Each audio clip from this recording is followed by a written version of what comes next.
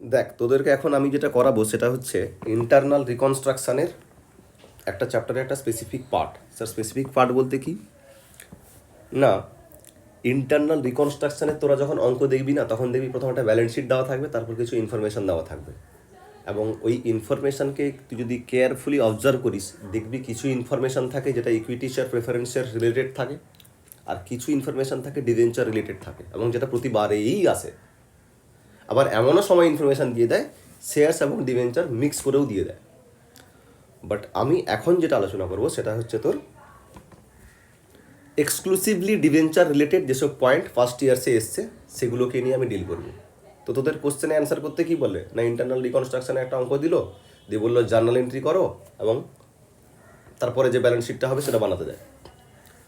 তো এখন যেটা আমি আলোচনা করবো সেটা কি এক্সক্লুসিভলি ডিবেঞ্চার রিলেটেড পয়েন্ট, যেটা প্রত্যেকটা ইয়ারে আসে।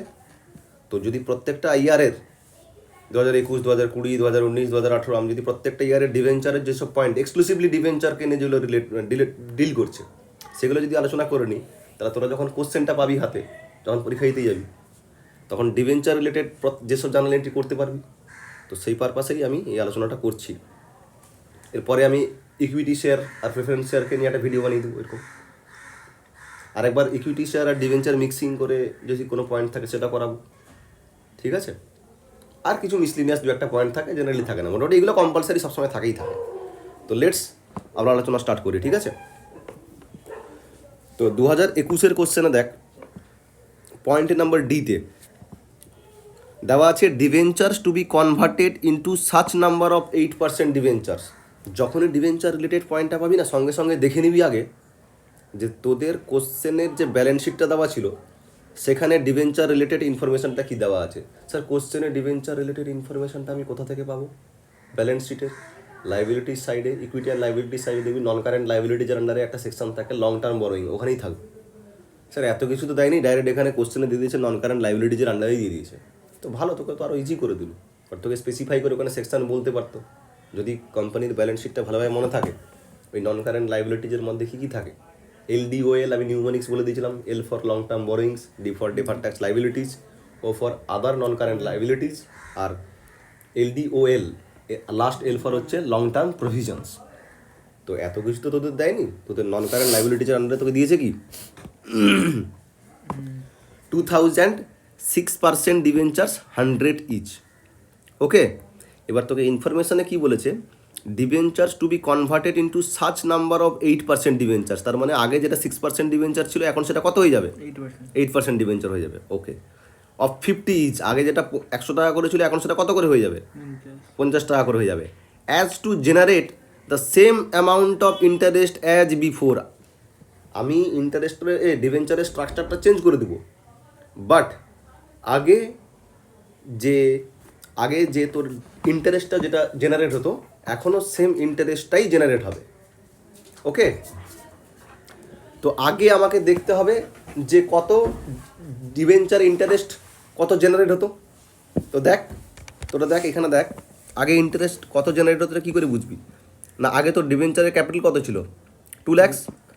তো 2 lakhs মাল্টিপ্লাইড বাই আমি যদি 6% করি, তোরা প্রত্যেকে সাইমালটেনিয়াসলি ক্যালকুলেটারে কর, নাহলে কিন্তু বুঝতে পারবি না। এটা হবে দেখবি 12,000, 12,000। এটা কত হবে? 12,000 হবে। তাহলে বর্তমান আমি স্ট্রাকচার যদি চেঞ্জ করিও, এখনও কিন্তু আমার কত ইন্টারেস্ট জেনারেট হবে? 12,000ই হবে। ওকে, বাট আমি এখন কত পার্সেন্ট ইন্টারেস্ট দিব? 8% ইন্টারেস্ট দিব। তো এর ক্ষেত্রে কি করবি তোরা? এর ক্ষেত্রে তোদের ক্ষেত্রে একটা সলিউশন কি আছে, ওল্ড যে ডিভেঞ্চার ক্যাপিটালটা ছিল, ঠিক আছে, যেটা 2 lakhs, সেটা আগে লিখবি। এই যে লিখেছি 2 lakhs, তার 6%, 2 lakhs-এর 6% কত হচ্ছে? 12,000। আমি এখানে লিখে দিচ্ছি, ওল্ড ডিভেঞ্চার কত আছে না 2 lakhs মাল্টিপ্লাইড বাই কত হচ্ছে? 6%। তাহলে আগে 12,000 হতো। তাহলে 12,000 ইন্টারেস্ট জেনারেট করার জন্য যদি বর্তমান আমি 8% দিও, তাহলে আমাকে বর্তমান কত করতে হবে? Divided by 8%। তাহলে কত হচ্ছে? 12,000 ডিভাইডেড বাই 8% কত হচ্ছে? তাহলে 1.5 লাখ। তার মানে এখান থেকে একটা কনক্লুশন আমি কি পেলাম, যে আগে 2 লাখ টাকা ক্যাপিটালে 6% ইন্টারেস্টে আমার কত ইন্টারেস্ট জেনারেট হচ্ছিলো, 12,000। তাহলে আমি এখন ক্যাপিটাল কত করব, 1.5 লাখ করব, এবং তাতে যদি আমি 8% ইন্টারেস্ট দিই তখনও কিন্তু আমার 12,000ই ইন্টারেস্ট যাবে। কথাটা বোঝা গেল আমি কি বললাম? কথাটা এখন পর্যন্ত বোঝাতে পারলাম না। তার মানে আমি 1.5 লাখ টাকার ডিবেঞ্চার ইস্যু করবো বর্তমান, এবং 1.5 লাখ টাকার ডিবেঞ্চার তো আমি ইন্টারেস্ট করবো সেটা বুঝতে পারলাম, কিন্তু 1.5 লাখ টাকার ডিবেঞ্চার আমি যদি ইস্যু করি, একটা ডিবেঞ্চারের ভ্যালু কত হবে বলেছে, 50। তাহলে আমি নাম্বার অফ ডিবেঞ্চার কতই ইস্যু করবো, ডিভাইডেড বাই 50। তাহলে কত হয়ে যাবে আমার ডিভাইড বাই 50 করলে? 3,000। ওকে, তো এটা কিভাবে তোরা মনে রাখবি, এটা কিন্তু এটা প্রচুর আসে, ঠিক আছে? তো বি কেয়ারফুল। এটা আমি লিখে দিয়েছি, এই পিডিএফটা তোদেরকে আমি দিয়ে দেবো যাতে তোদের বুঝতে সুবিধা হয়।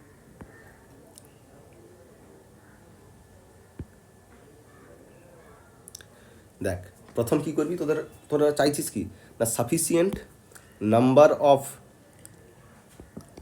New debentures is to be issued. ঠিক আছে, কটা ডিবেঞ্চার নতুন ইস্যু করবি? প্রথম তোরা কি করবি, ওল্ড যেটা তোর ছিল না, ওল্ড কি ছিল, ওল্ড যে ক্যাপিটাল ছিল, ওল্ড ক্যাপিটাল মানে debenture capital multiplied by old interest rate divided by new interest rate. ওই জন্য লিখেছি, দেখ এই যে 2 লাখ, ওখানে কি লিখেছি, পাস্ট টোটাল ভ্যালু মানে ডিবেঞ্চারের ওই যে ভ্যালুটা, মাল্টিপ্লাইড করবি কি, পাস্ট রেট, মানে পাস্ট রেট বলতে কোন রেট, ইন্টারেস্ট রেট। এটাকে ডিভাইডেড করবি কি দিয়ে, প্রেজেন্ট রেট, প্রেজেন্ট কত পার্সেন্ট ইন্টারেস্ট দিয়েছিস, 8%।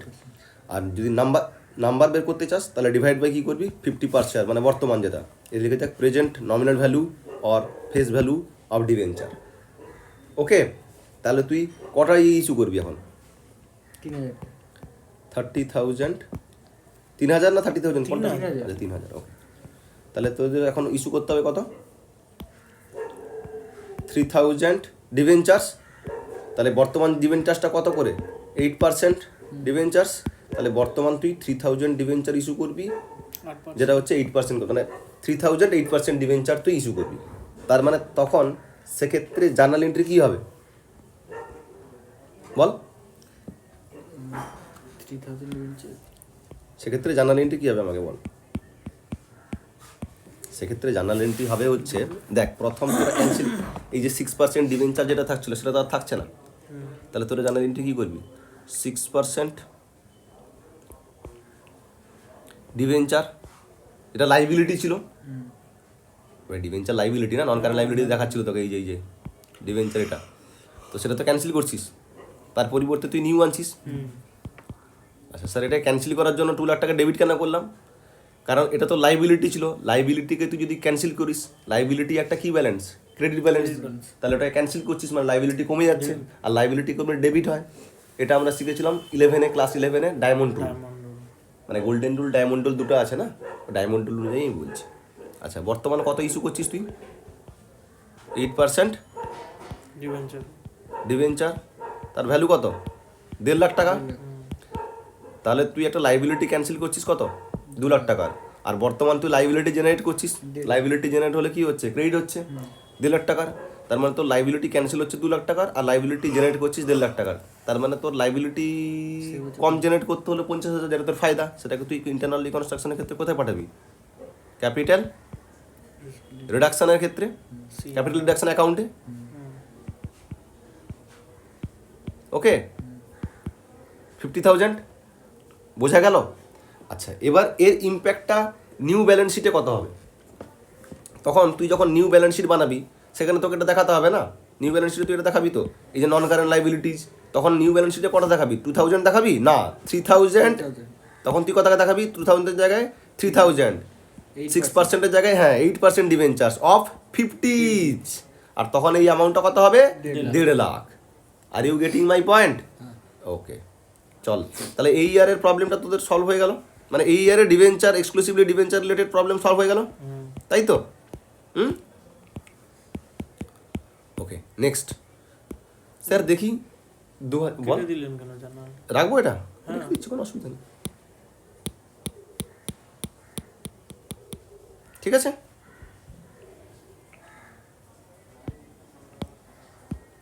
ওকে, জার্নালটা থাক, তোদের সুবিধা হবে। ওকে। নেক্সট 2020-তে যাই আমরা। 2020-র কোশ্চেনটা খোল। 2020-র কোশ্চেনে দেখ পয়েন্ট নম্বর ডি, দেখবি ম্যাক্সিমাম পয়েন্ট নম্বর ডিতে দেখবি ডিবেঞ্চারকে নিয়ে কোশ্চেন করছে। D for debenture. D for debenture.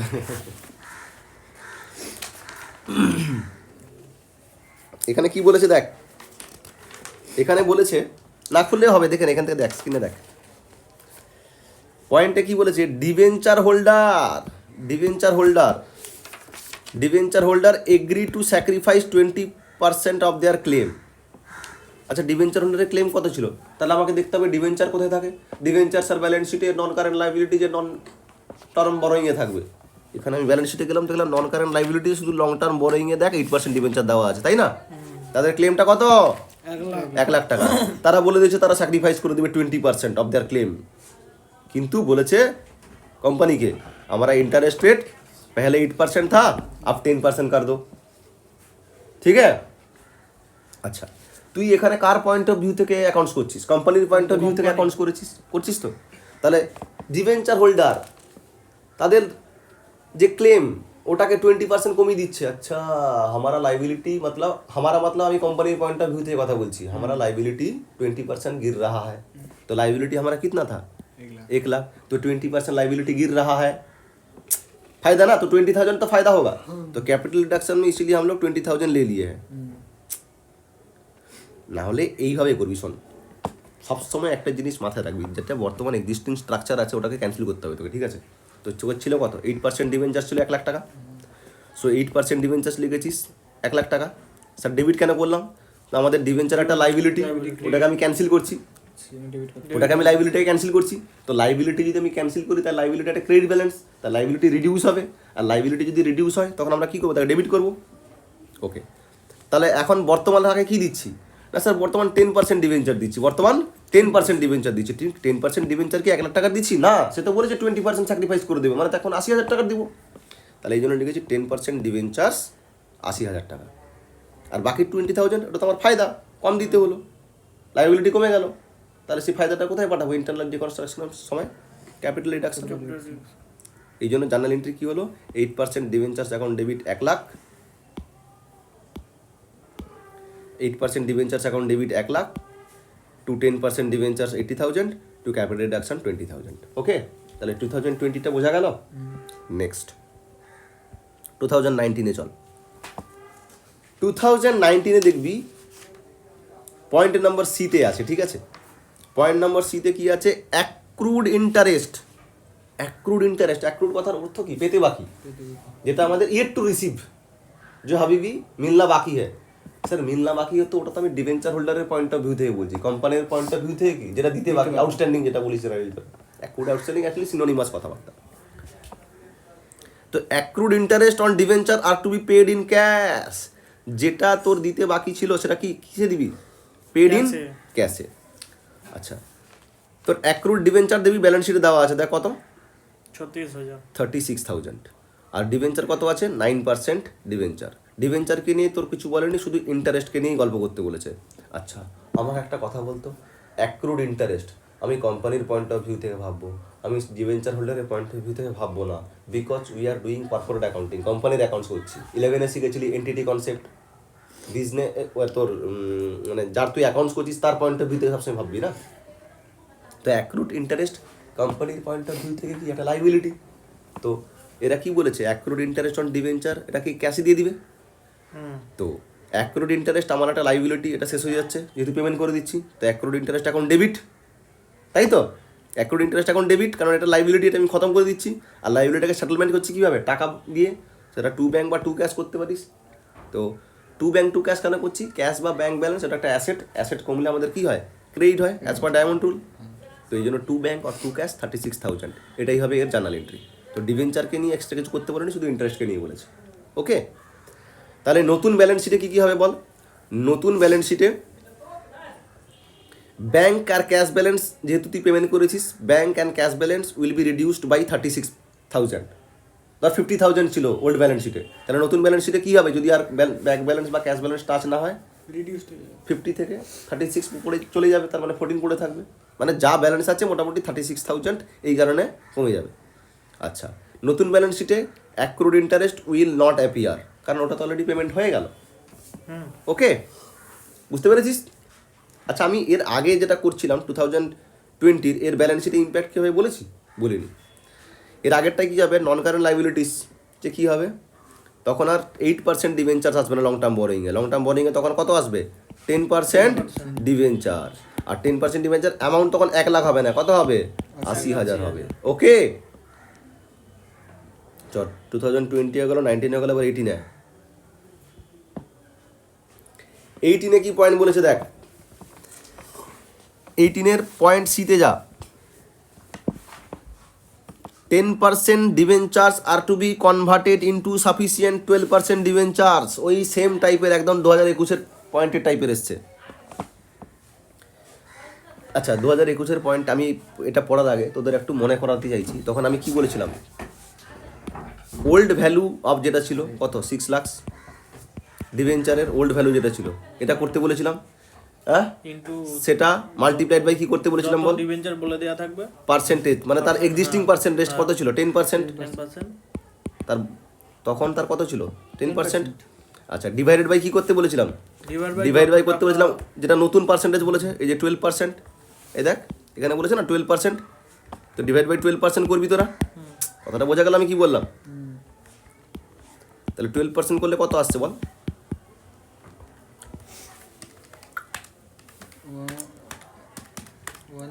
5 lakh. 60 লাখের 10% 6,000, সরি 60,000। 60,000 ডিভাইডেড বাই কত হচ্ছে? 12%।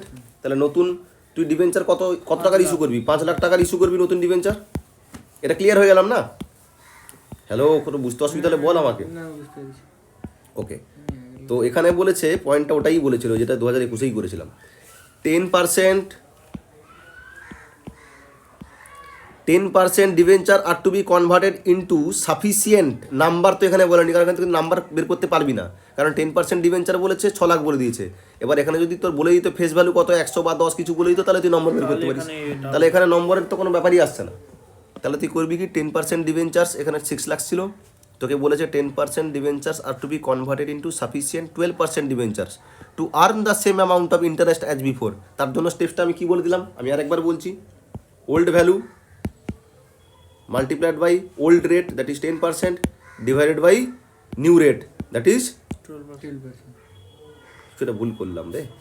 ঠিক আছে, ওল্ড ভ্যালু 6 লাখ, এই যে এইটা, ঠিক আছে, multiplied by old rate, that is এই যে 10%, divided by new rate, that is এই যে 12%। এটা করলে তো বর্তমান যেটা ইস্যু করতে হবে কত টাকার ডিভেঞ্চার, সেটা তুই পেয়ে যাবি। এই দেখ 6 lakh multiplied by 10% divide by 12% করেছি। তাহলে তোকে নতুন কত ইন্টারেস্ট করতে হবে, ইস্যু করতে হবে কত? 5 লাখ। আর তোর বর্তমান ছিল কত? 6 lakh.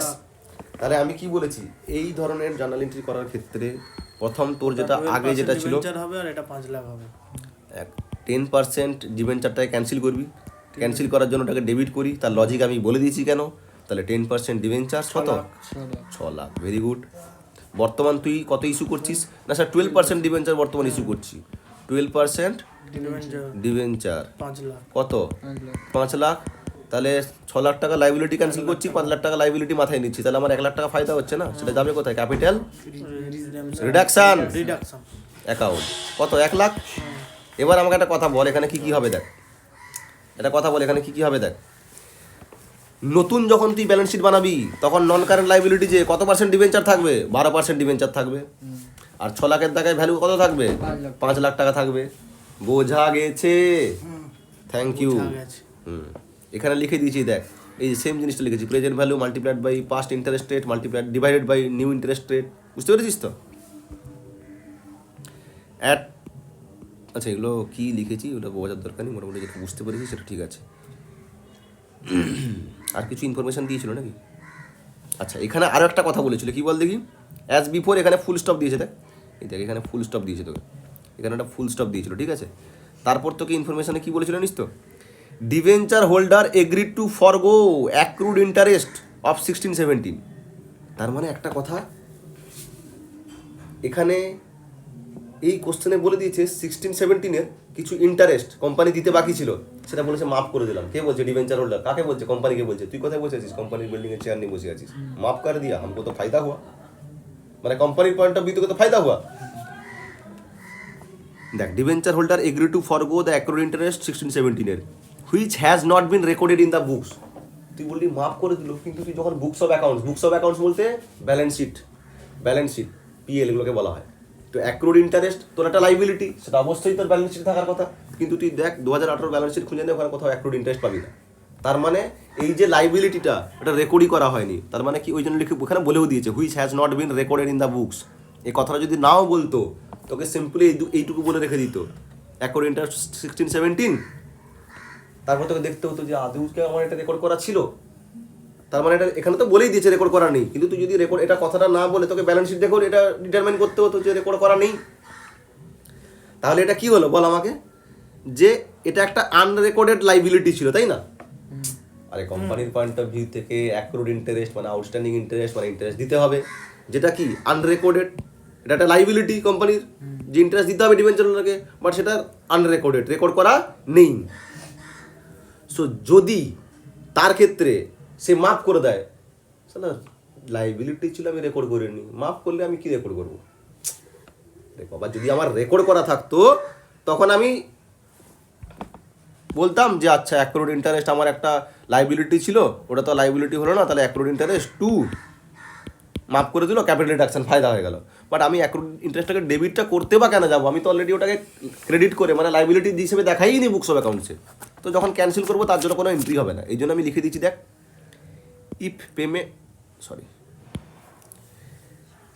If payment is not done then, মানে আনরেকর্ডেড লাইবিলিটি, তার জন্য আমি কি করছি? পেমেন্ট তো করছি না, তাহলে কি হবে? নো এন্ট্রি রিকোয়ার্ড, মানে মাফ করে দিয়েছে বলে আমি পেমেন্ট করছি না, তার মানে সেটা কোনো রেকর্ডই আসবে না। না। তার মানে এখানে কি হবে? No entry required. বাট হ্যাঁ আনরেকর্ডেড বলেছে হাম মাফ নেই করেঙ্গে, हमको পয়সা চাইয়ে, তার মানে তোর তো রেকর্ড করা নেই, বর্তমান যেটা দিচ্ছিস সেটাই লস। তার জন্য তুই কি করবি বল দেখি? ডেবিট করবি ক্যাপিটাল রিডাকশন অ্যাকাউন্টকে, আর ক্রেডিট করবি কি বল দেখি? তুই কীভাবে পেমেন্ট করেছিস?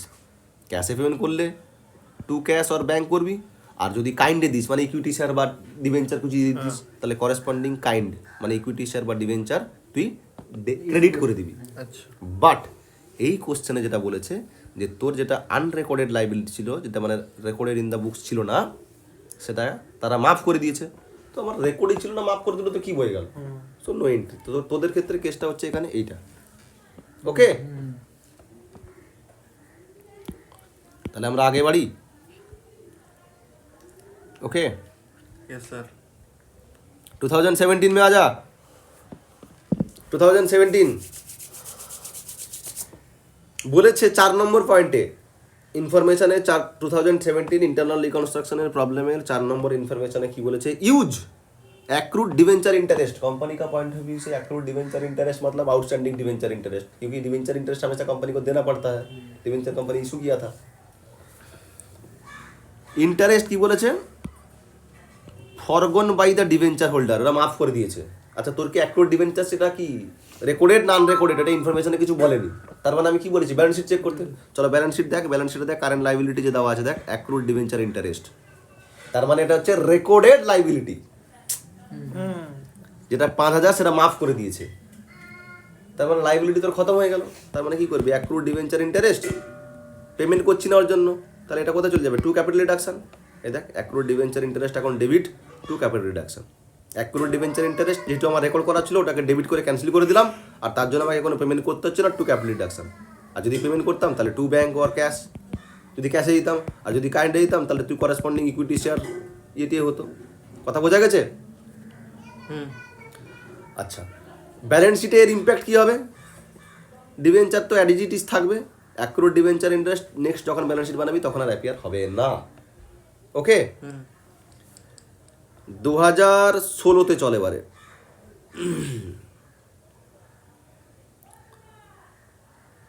2016-তে কি বলেছে দেখ, 2016-তে বলেছে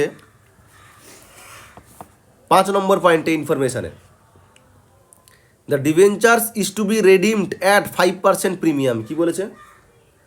the debentures is to be redeemed at 5% premium. তোদের আমি বলেছিলাম যখন এটা ওই রিডেমশন অফ ডিভেঞ্চার বলে একটা টপিক আছে না, তো ওইখানে আমি এন্ট্রি বলেছিলাম, কি এন্ট্রি হয় বল? যখন তোর ডিভেঞ্চারটা রিডেমশন হয় তখন এন্ট্রিটা কি হয়? না স্যার, ডিভেঞ্চার একটা লাইবিলিটি, ওটাকে ক্যান্সেল করি আমরা না? তাহলে ডিভেঞ্চার এখানে আমাদের কত পার্সেন্ট লাইবিলিটি ছিল? 11% ডিভেঞ্চার ছিল। তাহলে আমরা জার্নাল এন্ট্রি কি করবো? এই যে এখানে করে দিয়েছি তো, 11% ডিভেঞ্চার অ্যাকাউন্ট ডেবিট 2,50,000, এই যে ভ্যালুটা। কারণ এটা লাইবিলিটি ক্যান্সেল হচ্ছে, তো ডেবিট হবে।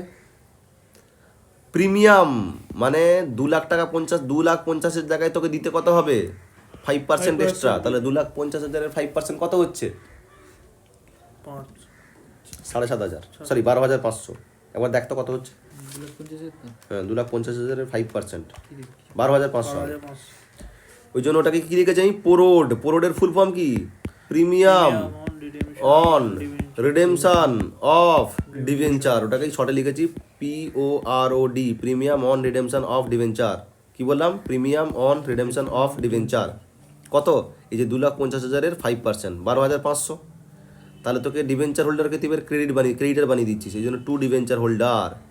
তাহলে ডিভেঞ্চার হোল্ডার পাবে কত? 2,62,500। এইখানে এই কথাটা বলেছিল, the debenture holder are to be redeemed 5% at 5% premium. এবার যারা হোল্ডার্স আছে, এই যে ডিভেঞ্চার হোল্ডার, এদেরকে তুই সেটেলমেন্ট কিসে করবি? তুই ক্যাশ দিয়ে সেটেলমেন্ট করতে পারিস, শেয়ার দিয়ে সেটেলমেন্ট করতে পারিস, বা নতুন ডিভেঞ্চার দিতে পারিস। Holders being given the option to subscribe at per new 12% debentures. এদেরকে এটা সেটেলমেন্ট কীভাবে করবি? তাদেরকে অপশান দেওয়া আছে, যে তোদের কাছে একটা অপশান কি আছে না, তোরা 12% এই যে 2,62,500 পাবে না, ওদেরকে একটা অপশান দিয়ে রেখেছিস যে ভাই তোরা 2,62,500 ক্যাশে না নিয়ে তোরা একটা কী করতে পারিস? 12% ডিভেঞ্চার্স আমার কাছ থেকে নিয়ে নিতে পারিস, মানে কোম্পানির কাছ থেকে নিতে পারে। তো এবার কোম্পানি করেছে কি?